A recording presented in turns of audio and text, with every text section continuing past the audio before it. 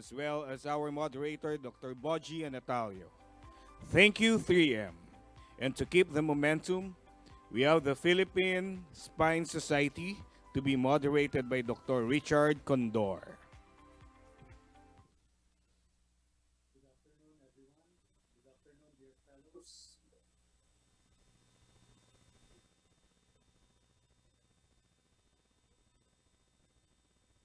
Welcome to this afternoon session, the Philippine Spine Society session. Welcome also to Cebu, the Queen City of the South. I am Dr. Richard Condor, the Secretary of the Board of Philippine Spine Society, and I will be the moderator for this afternoon's.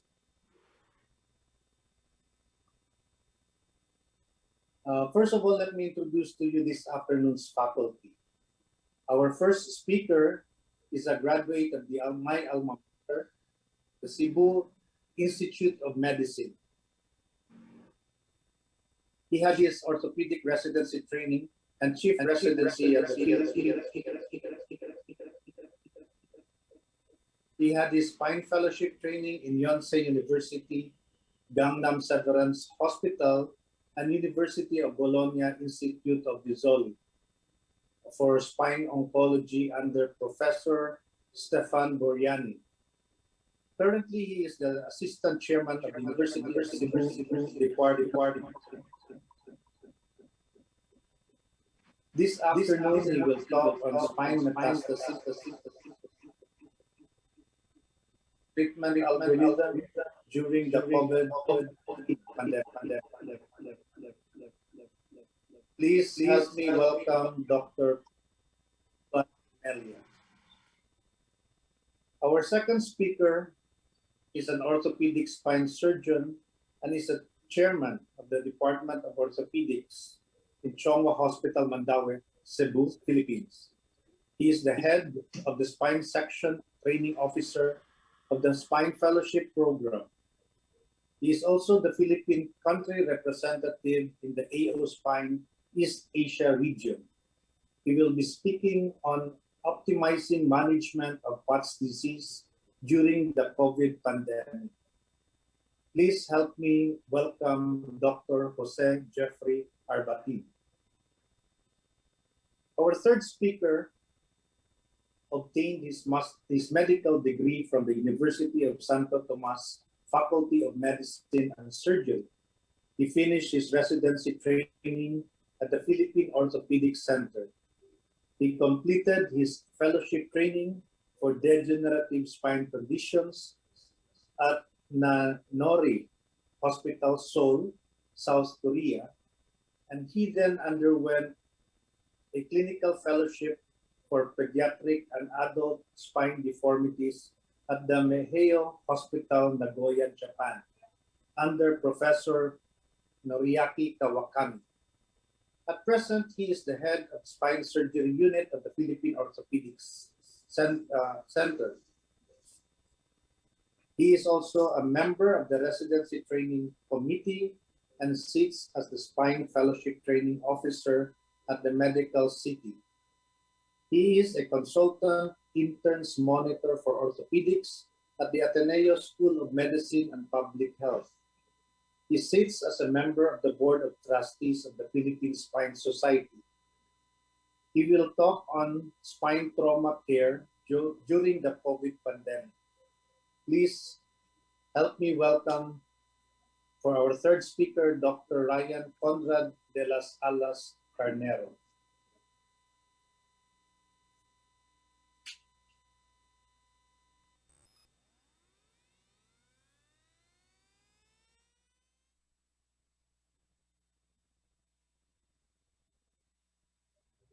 Good day, everyone. I would like to thank PSS and POA for allowing me to share my knowledge on treating spine metastasis during the pandemic. Spine metastasis can present as pain, deformity, weakness, or merely an incidental finding. This is the NOMS framework, which became very popular since it is a multidisciplinary approach combining the subspecialties of rad onco, the surgeon, and the medical oncology. The neurologic status deals with the amount or the degree of spinal cord compression. The oncologic status is the ability of the tumor to respond to our chemo or radiotherapy. On the other hand, mechanical stability can be assessed using tools such as your SINS to assess whether they need surgery or not. The systemic status deals with life expectancy of the patient or the general medical condition. Now, when the pandemic hit, we encountered several problems in the treatment algorithm that we used to follow. Most of the problems that we saw were starting from the OPD or the preoperative, the intraoperative, and even the postoperative. So most of it led to the delay in either the diagnosis or the treatment of the patient. I would like to share to you the algorithm that we use in our walk-in patients for the clinic. So as soon as the patient comes into the hospital, they have to undergo the triage system of the hospital. And we ask them when they came into our clinics whether they had presented with the red flags. And when they were not, we try to incorporate the use of teleconsultation, the use of telehealth during follow-up. And this was a lot of help to us and our patients to decrease the chances for them to get infection. So with that, I would like to present one case.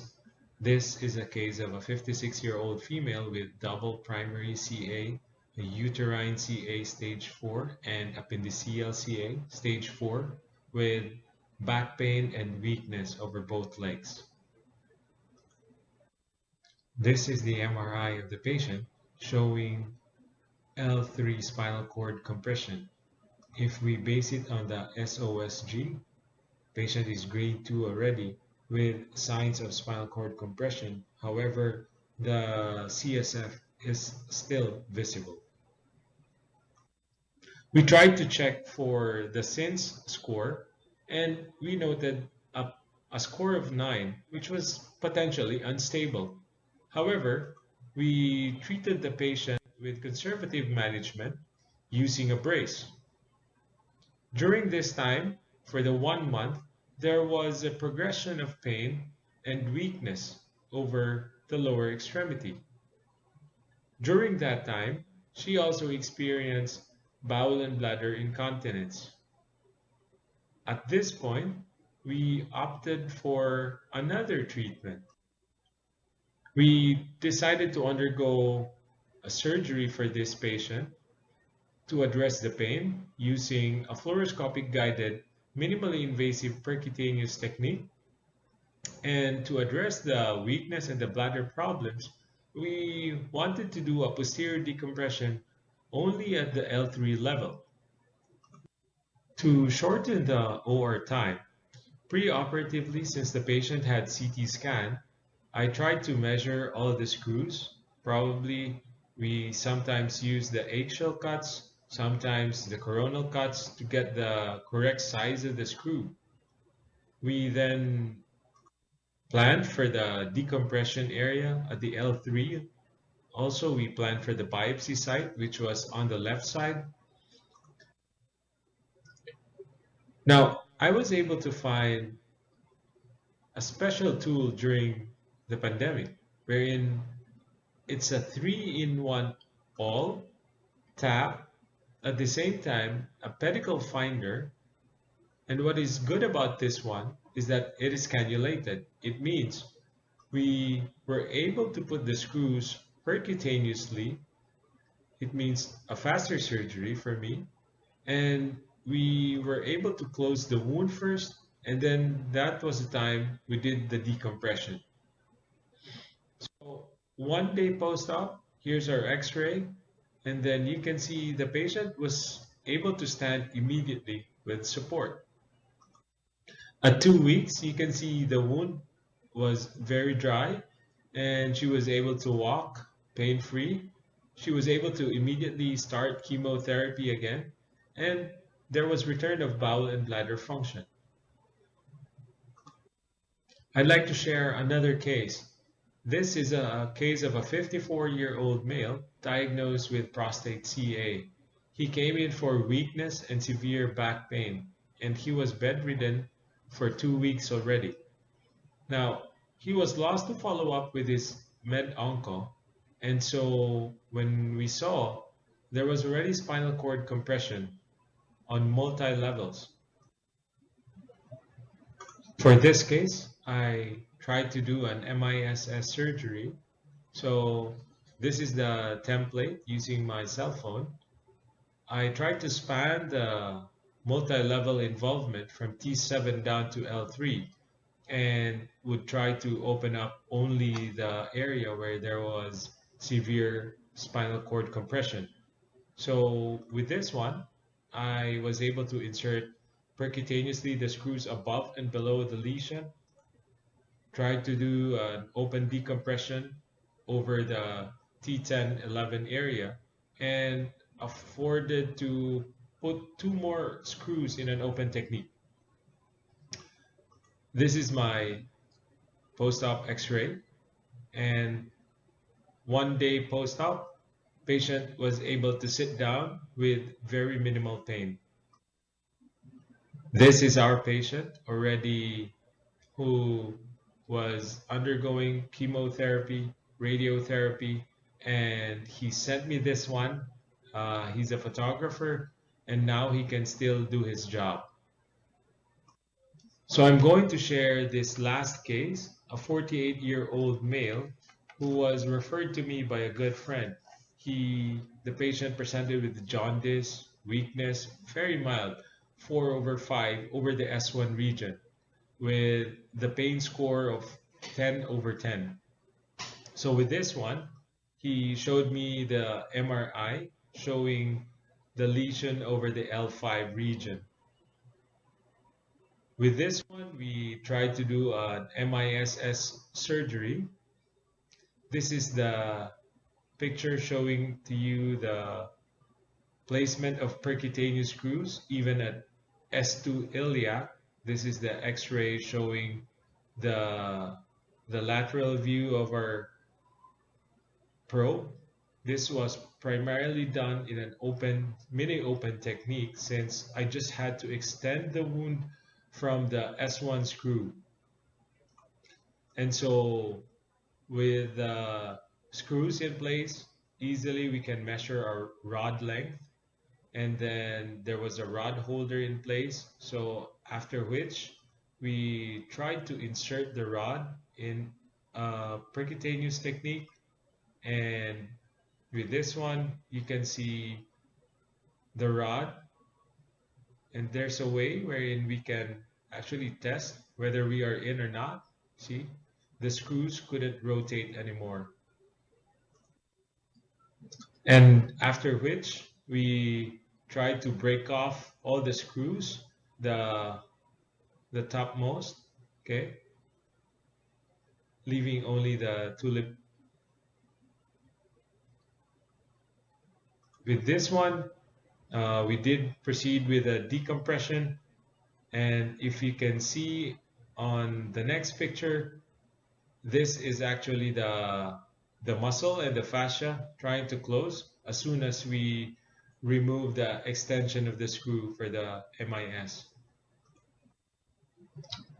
6 hours post-op, we did our rounds. We checked the x-ray of our patient, and he was able to sit down immediately with support. And I must say, this case is probably the most minimally invasive spine surgery I have done so far. And it's really because I did it with my mentor, the MIS trauma guy, Dr. J. Asuncion. Thank you very much for allowing me to help your patient. And so with this one, I would like to share my small case series of 8 patients wherein I treated during the pandemic, and most of them were turned out to have metastasis except for one who had tuberculosis. And to see it clearly here, most of them preoperatively were already bedridden. And utilizing this type of treatment approach, patients were able to sit down in 3 out of 8, and most of them were able to walk again, or at least stand up. So, as a take home message, always approach spine metastasis in a multidisciplinary approach. We have different treatment options, and MISS is one of them. It is a very good treatment option to decrease OR time, decrease blood loss, and even decrease the chances for your patient to have delayed extubation post-op. And remember, we have to adapt all the time. Encourage everyone to go into telehealth, consult your multidisciplinary team via a Zoom meeting or teleconsultation. And with that, daghan salamat.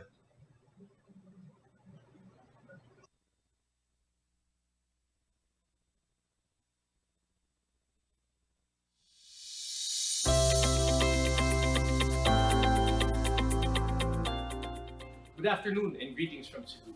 I'm Dr. Jeff Arbatin, and my talk will be on overcoming surgical challenges of spinal tuberculosis during the COVID pandemic. Let's start with a case of a 10-year-old male with a 3-month history of progressive weakness of both lower extremities. PE upon admission at Vicente Soto Hospital was 0/5 from L2 down. Last normal sensory level was at T8. DTRs were +3, PSR and CRP were both elevated. X-rays showed translation of T7 over T8. CT scan showed a kyphotic deformity and collapse of T8, and T2 weighted MRI showed a hyperintense, thin-walled lesion abscess from T7 down to T9. Patient was started on quadruple anti-TB meds. What is your approach and surgical management? A. Anterior decompression, corpectomy, T8 with a rib graft. B. Anterior decompression, corpectomy T8, pedicle screw stabilization. Or letter C. Posterior decompression, costotransversectomy T8, and pedicle screw stabilization from T4 to T11. My talk will describe the impact of COVID-19 pandemic on tuberculosis and recommend treatment strategies on spinal tuberculosis. Based on the Global TB Report of 2021 published by the WHO, advances in decreasing the TB burden have been negated by the COVID pandemic. The most obvious impact on TB is the disruption caused by the COVID pandemic. It's a large global drop in the number of people newly diagnosed with TB compared to 2019. Following large increases in 2017 to 2019, there was a fall of 18% from 2019 to 2020, from 7.1 million to 5.8 million. The countries which contributed mostly to this global drop were India, Indonesia, the Philippines, and China. These and 12 other countries accounted for 93% of the total global drop of 1.3 million. COVID-19 has had a significant impact, especially in orthopedic spine surgery. During the COVID surge in August 2021 and Feb 2022, elective surgery was cancelled to maximize resources and reassign nursing staff. There was a shortage of blood components due to the lack of donors and increased demand in ICU patients. Hospital staff were reallocated to critical areas such as the ICU and ER to supplement the existing roster. Administrators had to provide a COVID-dedicated OR suite for stat cases.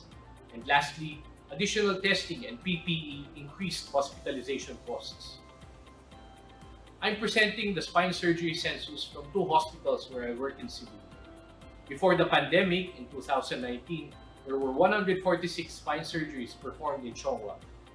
Because of the pandemic in 2020 and the reasons cited in the previous slide, this went down to 69 cases or a 47% decrease. On the other hand, in Vicente Soto, before the pandemic, there was a 50% increase in the number of cases from 2018 to 2019 due to the increased hospital support in providing free implants to indigent patients. Despite the pandemic, the number of spine surgeries were sustained up to 2021. Looking at the trends during the first quarter of 2022, we are projected to meet our pre-pandemic census in both Chonghua and Vicente Soto. During the past 2 years of this pandemic, these two factors, decrease in access to healthcare facilities, which would have been in place before the pandemic, and underreporting, resulted in a significant delay in diagnosing and treating TB cases. This has resulted in a perfect storm, resulting in a significant increase in the number of complicated spine TB patients. For example, this is a 4-year-old boy who presented at the outpatient clinic with a non-healing wound for 3 months. MRI showed a large hyperintense lesion at the level of S1 consistent with a cold abscess seen in TB spondylitis. The patient had no neurologic deficits and favorably responded to quadruple anti-TB meds. This is the case of a 12-year-old male who presented with a 5-month history of progressive weakness of both lower extremities last September 2021. PE was 0/5, motors L2 down. Last normal sensory level was at T4. Patient has positive bilateral Babinski and Cronus. Patient has been on 6 weeks of anticox prior to admission. On CT scan and MRI, it showed a retropulsion of T2 and a kyphotic deformity. On the day prior to surgery, patient tested positive for COVID, and upon discussion with the pedia service, surgery was delayed for 2 weeks. Patient underwent posterior decompression of T2 and T3 after inserting pedicle screws from C6, T1, T4, and T6. This was done using computer navigation and intraoperative neuromonitoring. Screw planning and templating under computer navigation allowed us to maximize screw length and diameter. We used 4.5mm and 30mm screws in this case. So how do we decrease the progression of uncomplicated spinal tuberculosis?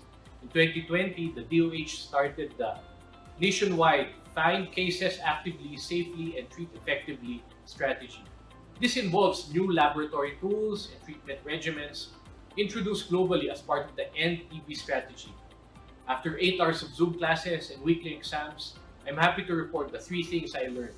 Number 1, TB is a notifiable disease, and resources are available for every TB patient, such as counseling and free medication. We should utilize GeneXpert to facilitate diagnosis and determine multi-drug resistant strains. We should refer to IDS specialists, especially if patients have elevated liver function tests or once patients have side effects that would affect their compliance. I would like to emphasize that majority of uncomplicated spine TB will respond to adequate chemotherapy. However, complicated TB is another issue. For complicated TB, these are our goals or indications for surgery. Neurologic deficit is the most common reason patients seek consult. Early surgical intervention yields better results in terms of neurologic recovery. TB spondylitis affects the anterior column, resulting in kyphosis and sagittal imbalance.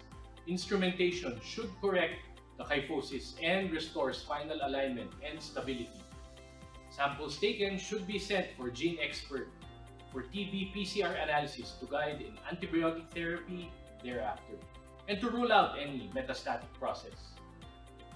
Rajasekaran showed that patients who had spine at risk signs, namely facet separation, posterior retropulsion, toppling over, and lateral translation, have a higher risk of deformity progression or kyphosis of heel disease.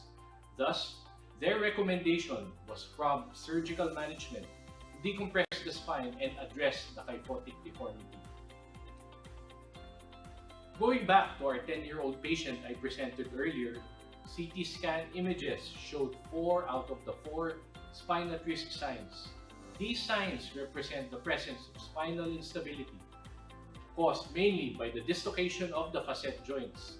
The presence of 3 or more can accurately predict an increase in the kyphosis by more than 30 degrees and a final deformity of more than 60 degrees. In TB spondylitis, the vertebral bodies are affected and osteoporotic. Thus, autologous bone graft or titanium mesh cages are utilized to replace the body and act as load-sharing devices. The posterior elements are ideal anchor points, namely the cortical pedicles, because they are stronger biomechanically and they support the posterior tension band. So going back to our first case, we performed pedicle screw instrumentation from T4 to T11, followed by a costotransversectomy at T8. We then proceeded with evacuation of the abscess and debridement. Two spine surgeons exposed and instrumented, working as two teams. Computer navigation assisted in screw trajectory and screw planning, especially in optimizing diameter and length. More importantly, navigation allowed visualization of our vertebral bodies during the debridement and corpectomy. The titanium mesh measured 12 mm by 22 mm and was packed with autologous bone graft. This video shows the method of cage placement. First, a temporary rod is placed to prevent further translation. A distractor is applied to facilitate cage placement. A tamp is used to secure placement of the cage anterior to the vertebral body, thus restoring kyphosis. Post-op X-rays showed a decrease in the kyphosis to 23 degrees. CT scan showed maximal screw purchase along the pedicle and vertebral bodies. Cage placement was anterior to the cord and on adjacent bony end plates. CT scans taken at 6 months post-op showed crossing trabeculations from the autologous bone graft and the superior and inferior end plates. Although there were 2 mm of subsidence, post-operative kyphosis was maintained. The patient regained 3 out of 5 motor strength and is continuing with chemotherapy and physical therapy.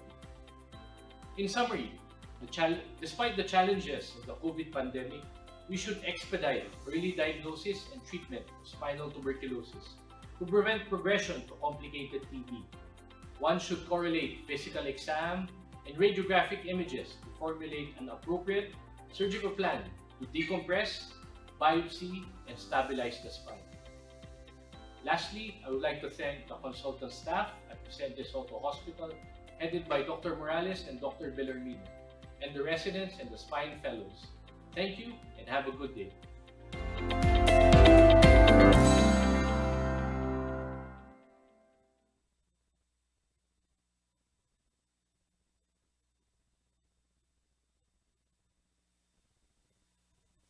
In December of 2012, a cluster of pneumonia of unknown origin started appearing in Wuhan, China.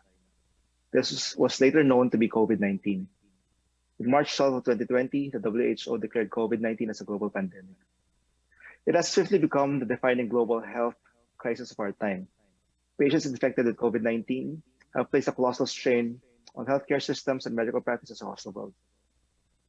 As of June 6, 2022, the Philippines recorded almost 3.7 million cases, leading to more than 60,000 deaths. Good afternoon. I'm here to talk about spine trauma management during COVID. I have no conflicts of interest with this talk. It's a short outline. So let's start with the case. We have a 24-year-old construction worker who complained of lower extremity weakness and inability to ambulate. Few hours prior to consult, steel bars fell on his back, causing him to hyperflex his trunk with immediate onset of weakness.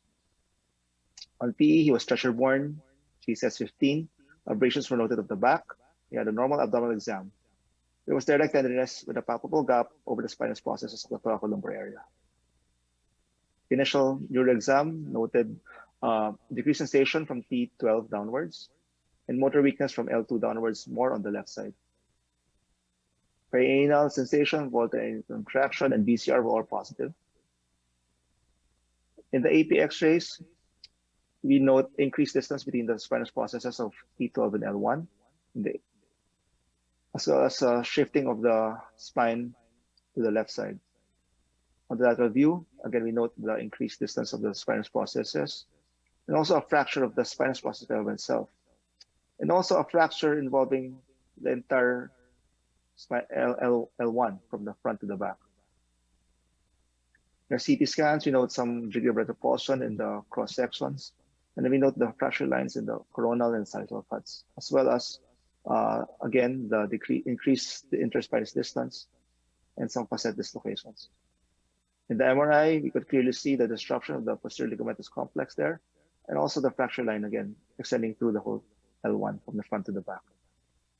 So we diagnosed the patient as having incomplete SCI, spinal level D11, secondary to transfracture L1, AO classification L1, B1, and 3, Asia D and T extend.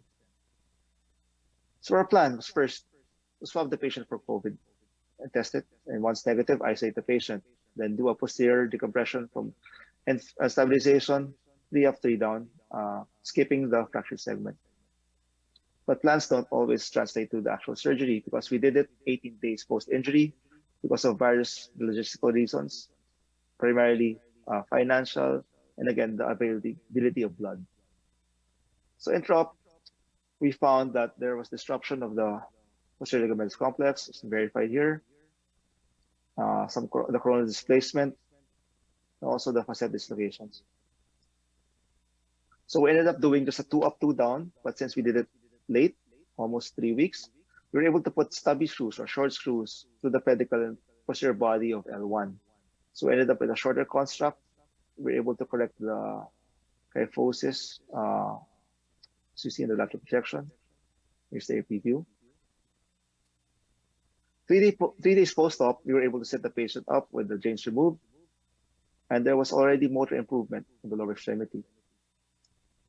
14 days post-op, we were able to progress from standing to gait retraining. There was no wound complications, and the patient almost had a normal neuro exam. We were able to send him home 1 month post-op after rehab was maximized. Again, he went to the province, so he was then lost to follow-up, but he was walking when we sent him home. Next, I'll discuss the effect of different factors on the way we manage our patients with spine trauma. Let's look at the impact of COVID on healthcare. Jai and colleagues in the Global Spine Journal did a review of the evolving recommendations for COVID-19 in spine surgery. They found that by delaying elective procedures, they were able to preserve hospital resources, meaning ICU beds, blood, ventilators, PPEs, and even hospital personnel who could have been treating COVID patients. And they came up with a guide to outline a triage system for spine care. And they labeled spine trauma as emergent, meaning they need to do surgery immediately. So they had some recommendations, again, for surgical strategies.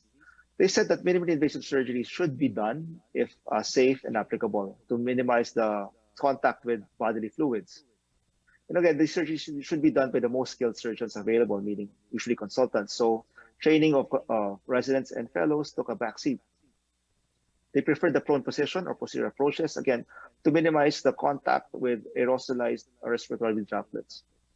And they used smoke evacuators to lessen the smoke coming from electrocautery. For OR strategies, they would decrease the number of surgical team members, again, preserving manpower and protecting them from possible infection. Again, they limit traffic in and out of the OR. And they said, advocate the proper donning and doffing of PPEs. Anesthesia-wise, a negative pressure room was ideal for intubation. The use of video laryngoscope to do intubation would increase the distance between the anesthesiologist and the patient's airways. And they proposed to wait 50 to 30 minutes before the staff came in, post-intubation extubation, to allow for a proper air exchange. Outpatient management. There's that word, telemedicine. I know most of you are sick of this, but again, what it did, it minimized exposure of patients to health providers and vice versa. It allowed the patient to stay at home and do quarantine or do social distancing. Let's look at how surgeons treated spine trauma in the hotspot in the early days. So in Wang, in this group, in the Chinese Journal of Traumatology, were able to give us some guidelines and diagnostic treatment of spine trauma in the epidemic of COVID-19.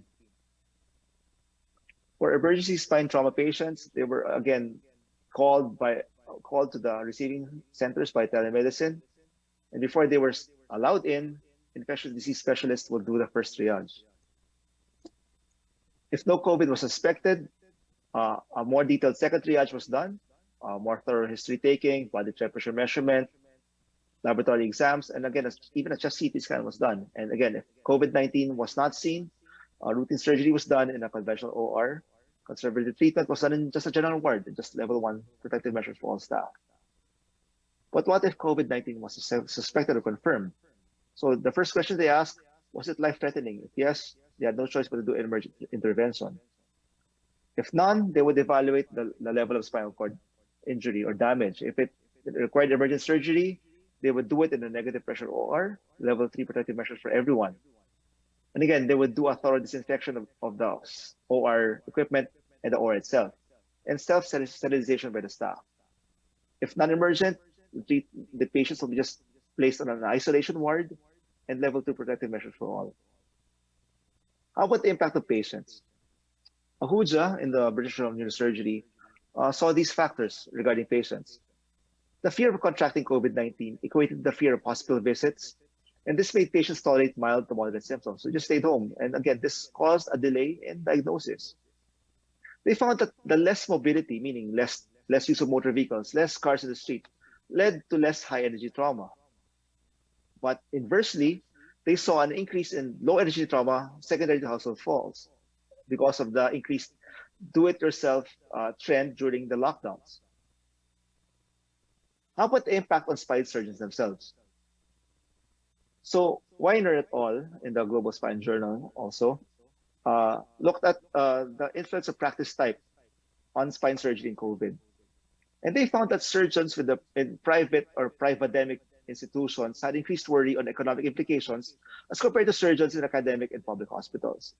This is because the private practice surgeons relied on clinical productivity in order to get paid. Unlike the surgeons in the academic field or in the public hospitals, they are mostly salaried. So Buroy made a survey among spine surgeons in Latin America on the impact of COVID-19.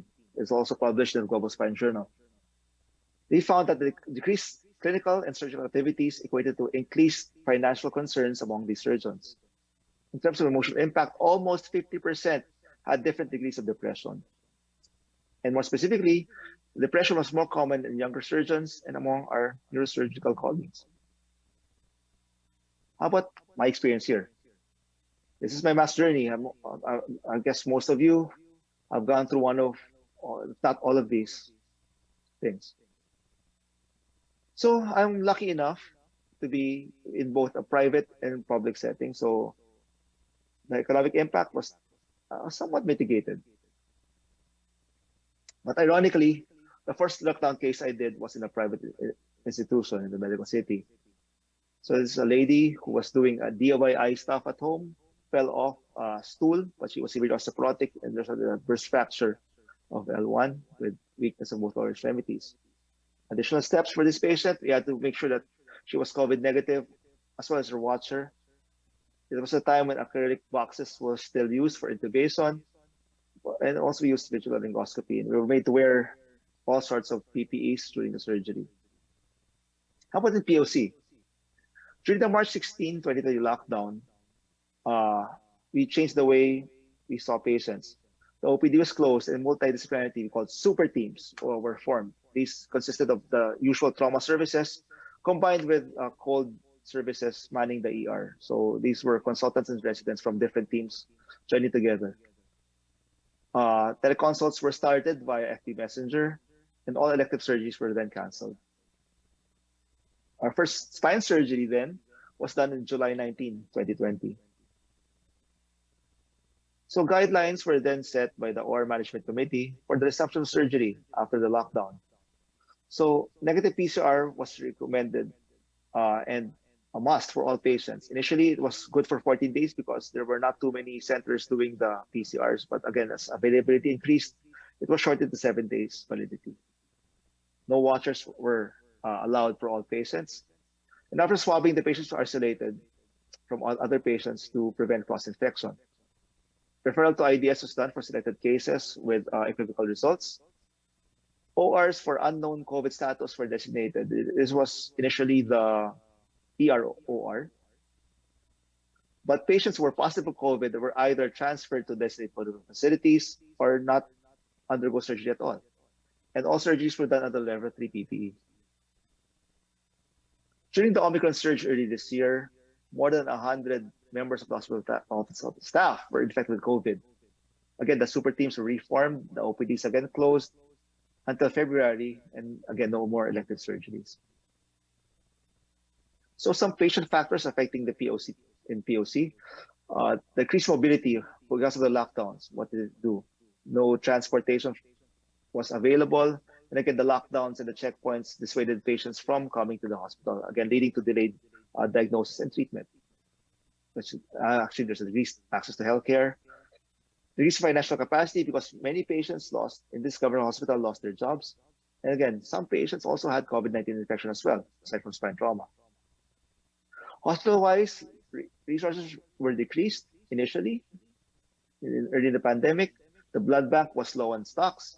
PPE was limited and manpower was decreased for various reasons. Either they were infected or had relatives were infected and people started getting quarantined left and right.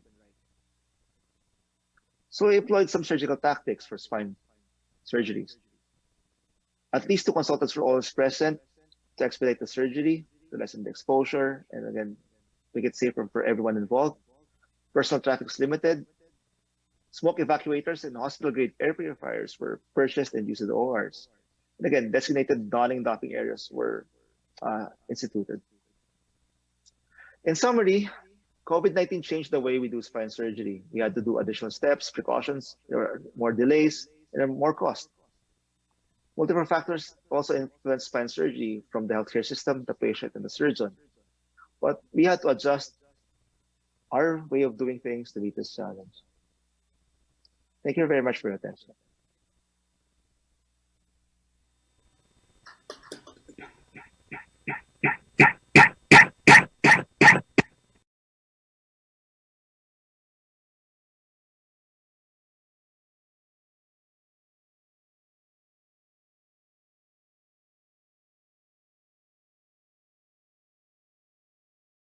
Consultants who will give comments later on after the question and answers. Let us first recognize from the most senior, Dr. David Kabatan. Sir, good afternoon. And also Dr. Adrian Kabatan. Good afternoon, sir. Hello, good afternoon. Good afternoon to everyone. Good afternoon, sir. Sir. Dr. Melia is here. So there are questions from the audience.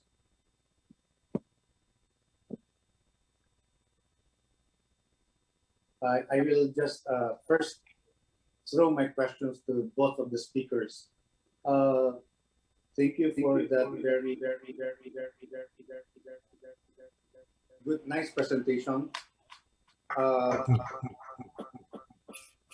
My question is, during the pandemic, how did it affect on the time of surgery, since you are going to wear all of these PEPRs, the protective gears? Did it bother you in the timing of the surgery? Did it lengthen the surgical time? Can we ask Dr. Carnero first, then Dr. Arbati? Hi, Chad. Well, in the initial phases of the pandemic, when everything was uncertain, so we had to put all these things on. Number one concern was surgeon comfort. They were a bit warm. Also, it limited your mobility, so it tended to make the surgery more difficult. So again, so what we did, we used multiple consultants whenever we did surgeries to make it faster and easier because of all these things you need to put on. But I think, yeah, you're right. They did increase the prep time, and it took some getting used to in the initial phases of the pandemic when you had to go to OR, wearing those whole body, the bunny suits and everything else. But everything was, again, routine. It's more of the comfort for me, for us, our experience, more of the comfort and also the uncertainty during the initial phase of the pandemic when would I get COVID when I do this? It's more of that, the anxiety and the discomfort. But again, the procedures itself, well, they were more or less the same. Thank you, Ryan. Dr. Jeff? On our part, when operating on COVID positive patients, one of the primary goals is basically to protect your staff, because your staff, you have to protect them from getting COVID intraoperatively. And that's why we did the donning on and doffing off process. I think we really had to practice this and be conscious of the procedures, and basically organizing the OR so that there'll be a smooth flow of patients and staff before, during, and after surgery. I think the hospital staff and the nursing staff really helped optimize this PPE management. Thank you, Jeff and Ryan. Again, regarding the OR time, since spine surgery is a more or less a lengthy type of surgery, and having a case now present to you, did you think about doing a stage surgery, like for example, the one that was shown by Dr. Arbatin about a procedure and then doing an anterior procedure or all posterior? Did you think about doing stage surgery or just procedure right up with a single approach and then doing an anterior procedure or all posterior? Did you think about doing stage surgery or just procedure right up with a single approach and then doing an anterior Okay lang siguro, procedure mukhang may ano or all kasi, okay lang. posterior? Doing stage surgery for yeah. I'll take that question. Well, for POTS disease during the COVID pandemic, I think the trend has shifted to an all posterior technique. So in terms of decreasing OR time, how do we decrease our OR time? Number one, we do a two-surgeon technique.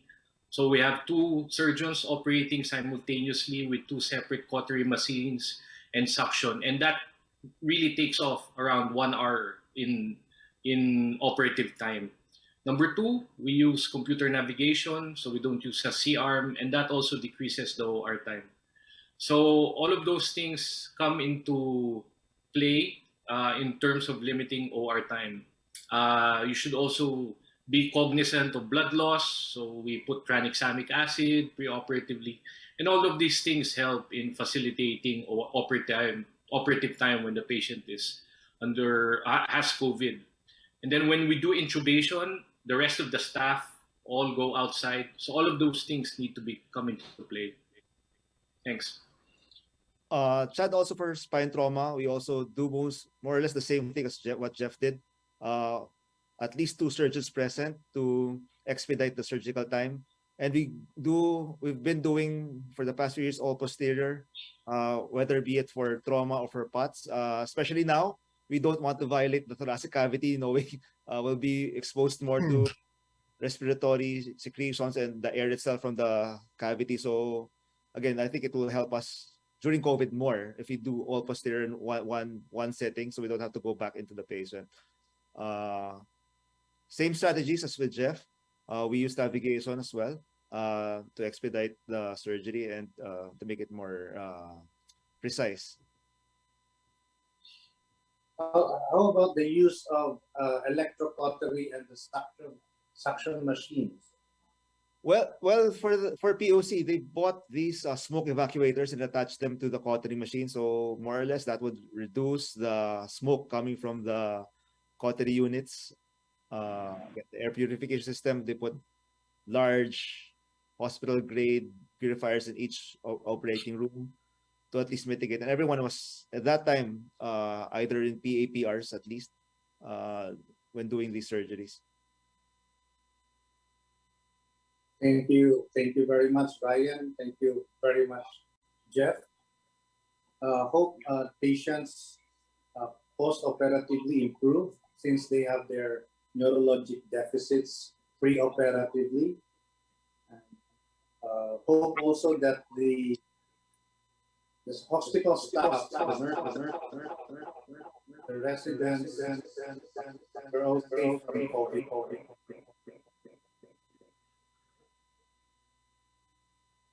There's a question here for Melia. Unfortunately, he is in the operating room right now. The question is painful progress after decompression the 50-year-old metastasis. We cannot answer that as of now because Dr. Melia is not around about the improvement of the patient. Are there any questions from the audience before we go into the comments of our senior consultants?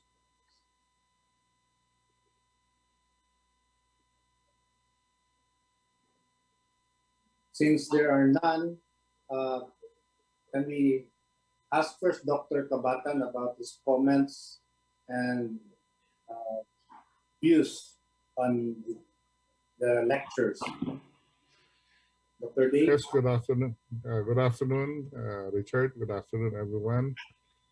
Thank you for your very informative lectures, Dr. Canero, Arbaten, and Dr. Melia, who's not around anymore. Yeah, I have 2 minutes, I know, so just very short comments. It is a challenge really to treat spinal disease in this pandemic. You know, you have to catch your patients early, you have to protect yourself, and you have to protect your staff. Not all of these challenges come out nicely. You know, I would just cite 2 instances. I had a patient with Pat's disease. Unfortunately, it was not. It was a granuloma rather than abscess. He presented with radiculopathy, so he was from the province. The initial MRI by the initial treating physician was the lumbosacral spine. And when he got to me 6 weeks later, he was already having lower extremity weakness. So from the time I requested for an MRI of the thoracic spine, and the time he got to me, showing T4 to T8 granuloma compressing on the spinal cord, he was already paraplegic. We did, as soon as we could, posterior decompression and instrumentation with the debridement. Unfortunately, he's now 9 months, and post-op MRI shows evacuation and nice decompression, but he still has not recovered, you know. Lower extremities are very spastic, so it's a spastic paraplegia. He can, by reflex extension, stand, but is unable to ambulate. So that's a bad outcome for a delayed diagnosis. Second one was a patient who came in from the Middle East with severe back pain and bearing x-rays showing multiple compression deformities. We did workup. It turned out she had severe multiple myeloma, and only a 2-week delay before admission, you know, but it was so advanced. We were able to treat her for 2 months. Unfortunately, she passed away, you know. I think it was too late to start the treatment. She just passed away yesterday. So these are the challenges and downsides of working in a pandemic. What is often overlooked, especially for us in private practice, is that we have to take care of our staff in our clinics. When the outpatient clinics opened 3 months into the lockdown, we had to, even when there was no work. We had to pay their salaries. We had to provide transportation for them to come to the clinic so that we could do face-to-face. And whenever somebody came down with COVID, we had to provide correct hospital care and support during quarantine. So aside from actually protecting ourselves, we had to protect our staff as they were an integral part of us, you know. And it has been a journey, you know. Unfortunately for us, we lost one of our spinal surgeons, and I'd like to remember him. I'd like to remember Dexter Antonio, who passed away from COVID, his wife, who passed away first. I offer prayers for their peaceful repose. That's all that I can say last comment. Thank you very much, everyone. Thank you, Richard. Thank you, Dr. Kabatan. We go now to Dr. Katbagan. Yeah, thank you, Chad. Thank you for having us. Maybe Dr. Kabatan and I would prefer the term more experienced rather than more senior surgeons. Congratulations to the three speakers, Ryan, Jeff, and Pierre, for your outstanding talks and your painstaking work during the COVID pandemic. Basically, COVID-19 had a profound impact on our spinal surgeries. As mentioned in the earlier lectures, there was almost a 50% reduction in the spinal surgeries worldwide because of a lot of reasons. There was cancellation in the elective cases in most hospitals. In the two government hospitals that I work with, they were both declared COVID centers, and we weren't able to do any elective procedures during the time of COVID. There were also problems of staff shortages. Nurses and even residents and consultants got afflicted with COVID. There were nurses who resigned or were reassigned to the COVID areas. Patients fear going to the hospital because of contracting the disease and transmitting it to family members. And for conditions that can wait, like deformities, back pain that are not debilitating, these patients opt to wait, and wait for a more optimal time to have their surgeries. Lockdowns have also diminished patients' earning capacity, so they aren't able to shoulder. A lot of them aren't able to shoulder surgeries, the cost of surgeries anymore. The second effect of COVID is that the training of residents have been compromised. So there was a huge reduction in the caseloads. Fortunately, PBO is only requiring 4 spinal cases for the residents, so most of them were able to satisfy these requirements. Now, because of the COVID, surgeries have to be done faster to diminish exposure to anesthesia and to the virus. So most of the cases are done by consultants rather than the residents. So this further diminishes their experience in spinal surgery. So what is the effect of this diminution in the number of cases? As a consequence, diagnosis and treatment of elective spinal conditions and even some urgent spinal conditions have been delayed. Spinal tumors have increased in size, and neurologics have progressed in some cases, and even back pains have been difficult to manage when they are seen late. So all of these have been the effects of COVID. And fortunately now COVID has gone down, and we are slowly regaining our census pre-COVID. Yeah, thank you. Thank you very much. Thank you very much. Since we have limited time, those who have questions can just direct their questions to the speakers. And I would like to thank the Philippine Spine Society, Philippine Orthopedic Association also for giving us this opportunity to share with us our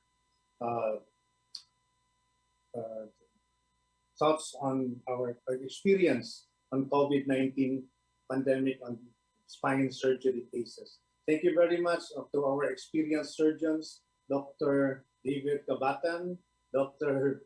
Adrian Katbagan, and to our distinguished lecturers, Dr. Arbatin, Dr. Carnero, and Dr. Melia. Thank you very much, and good afternoon, everyone.